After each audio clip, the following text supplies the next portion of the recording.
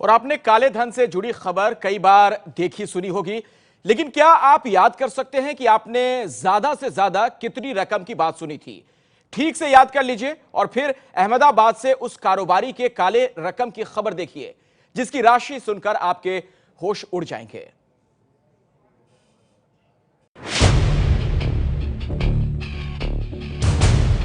जिस शख्स की तस्वीर इस वक्त आपकी नजरों के सामने है, उसका नाम महेश शाह है और इस शख्स ने आयकर विभाग को बताया है कि इसके पास 13,820 करोड़ का काला धन है।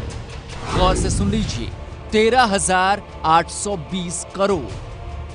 महेश शाह ने काले धन पर सरकार की योजना IDS यानी इनकम डिस्क्लोजर योजना के तहत अहमदाबाद में आयकर विभाग को सूचित किया कि उसके पास 13,820 करोड़ काला धन है।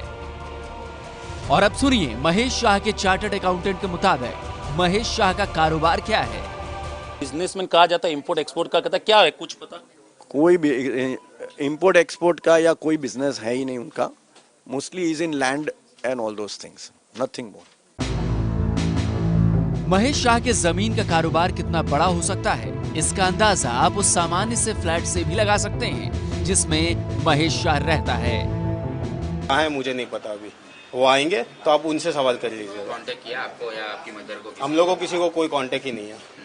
आपको ये लगता है कि शायद ये इतने बड़ा डिस्क्लोज किया उन्होंने जिसके चलते वो नो आइडिया, या किसी नो आइडिया।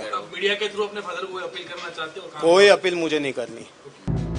महेश शाह के घर वालों से लेकर आयकर विभाग के अधिकारी उसकी तलाश में जुटे हैं, लेकिन वो गायब है।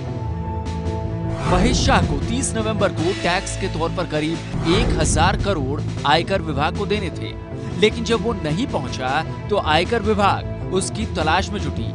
अब सवाल उठ रहा है कि क्या वाकई महेश शाह के पास 13,820 करोड़ का काला धन है, या फिर उसने Guinness book of world records में नाम दर्ज कराने के लिए इतनी बड़ी राशि का दावा कर दिया है। ये बंदा 67 इयर्स ओल्ड का है।